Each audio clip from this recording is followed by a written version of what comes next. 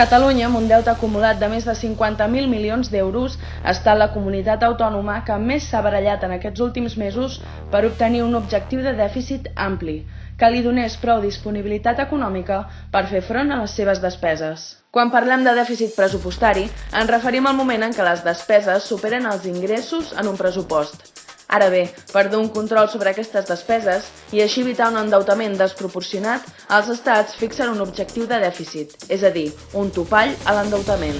Es la primera vez que todas las comunidades autónomas de España van a presupuestar con techo de gasto. Inicialment, per aquest 2013, el govern espanyol va fixar l'objectiu de dèficit en un 0,7% per a totes les comunitats.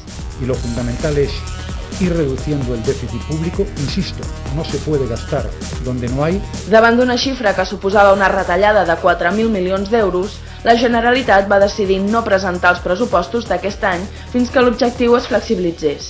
La nostra posició sempre ha sigut que volíem, pel conjunt de les comunitats autònomes, el terç de l'objectiu global. Que no es negociable es que el déficit público sea superior al que se cerró el año pasado. En aquestes circumstàncies és inviable aprovar els pressupostos, que són inassumibles i incomplibles i que condemnarien a l'economia i a la societat catalana.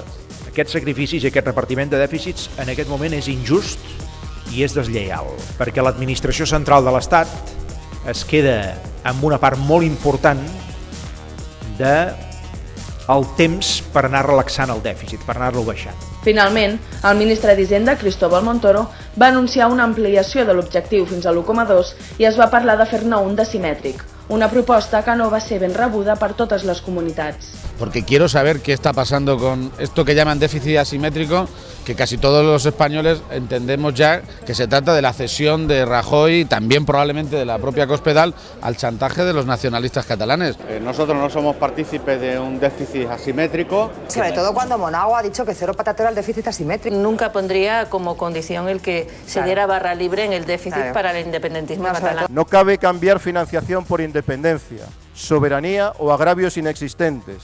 Es irracional pedir un déficit igual para todos. Y lo irracional conduce siempre a la catástrofe. La lluita per flexibilitzar l'objectiu de dèficit tanca un capítol després que la Generalitat hagi adaptat la pròrroga dels pressupostos a l'objectiu de l'1,2, però es manté a l'espera que el govern espanyol el flexibilitzi. Així com també es manté a l'espera que Espanya li retorni 16.543 milions d'euros del dèficit fiscal, equivalent al 8,1% del PIB català, segons les balances fiscals de 2010 presentades aquest any. Es que ustedes pintan una España que no existe.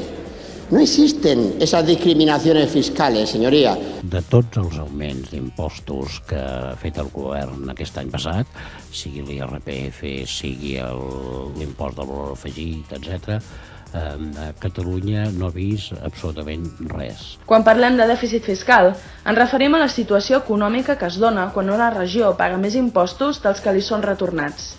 Un retorn que es pot fer en forma de diner físic o en inversions públiques. Debemos de liderar la resistencia contra esa iniciativa insolidaria llamada Pacto Fiscal Catalán, que es muy sencillo de resumir hoy.